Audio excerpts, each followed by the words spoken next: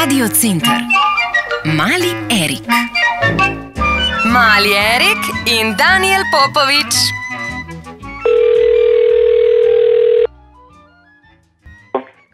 Ja, zdravo. Ja, zdravo. Je to pevec Daniel Popovič? Ja, to Mali Erik. Ja, vi ste peli na Eurosongu leta 83, ne? Ja, zlato. Ja, Res? jaz še nisem živel takrat, ampak mi je pa teti povedal, da ste rasturali. Rasturo, verjemi. Ja, ko ste peli Julie. Ja, pa sem zadnjič prebral, da ste zdaj naredili izpit iz slovenščine. Ja, iz slovenščine sem naredil izpit, seveda. Ja, potem bi pa lahko zdaj peli za Slovenijo, kaj ne? To bi bilo zelo velika čast, ne, seveda. Ja, ker zdaj poje ta Hana, Američanka za Slovenijo. Kako to?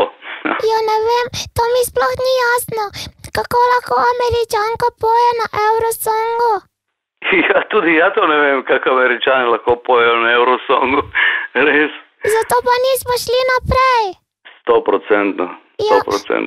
Pa imate kak nov komad, da bi ga zapeli? Ja, imam en komad novi Fantazija, so moje nove plošče, ne, tako Fantazija, res lep komad, ne. Ja, to bi lahko zapeli, ne? Ja, seveda, a zdaj? Ne na Eurosongu. Ja, na Eurosongu, ja, lahko grem s Fantazijo. Zdaj je Fantazijo. Ja. Ovo je Fantazija, surfati sa zvijezdama, do udaljenih galaksija, samo Erik i ja. Ja, super. Kaj ni super? Ja, samo morali bi odpeti v slovenščini. Ja, v slovenščini, seveda, v slovenščini. Tako ste takrat zapeli Julie. Ja, Julie, ja. A mi všeč taj komad? Ja, zelo.